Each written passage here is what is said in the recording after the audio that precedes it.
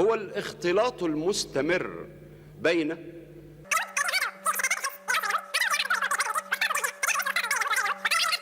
جيمس فينتون لمؤلف له في سنة 67. ولسه ما اتكلمتش على الحرية.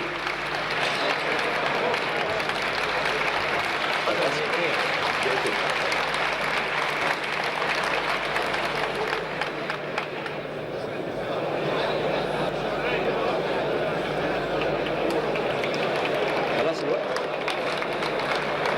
خلاص الوقت.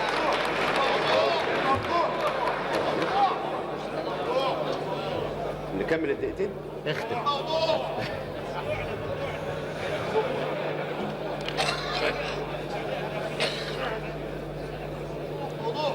صدرنا هيكون واسع. معلش. أنا بيتهيألي أول مرة، أول مؤتمر، ولازم صدرنا يكون واسع. وهو النقطة بالنسبة لي إنه ابتدى الساعة 1:05 ودلوقتي 1:03. أنا بيتهيألي أن الكلام اللي اتقال متشكر قوي. لا بدون تقريظ، احنا المفروض أن مجتمع من السياسيين يعني يسمع الرأي المعارض له، وزي ما بيقولوا أنا أدفع عنقي ثمنا لكي تبدي رأيك المعارض لرأيي، دي بيقولوها السياسيين كده.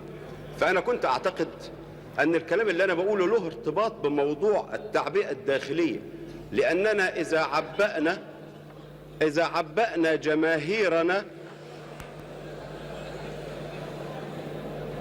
عبأنا جماهيرنا بفكرة الحرب العنصرية، الحرب ضد اليهود كيهود والحرب ضد السامية، أنا أعتقد أن مش دي التعبئة الجماهيرية اللي مقصودة لا من تقرير لجنة المية ولا من الميثاق ولا من بيان 30 مارس، وإنما يجب أن تعبأ الجماهير بموضوعات كنت أود الحديث فيها لولا أن الوقت قد حكمني، ولنا لقاءات أخرى في مناقشات. ماله فندم؟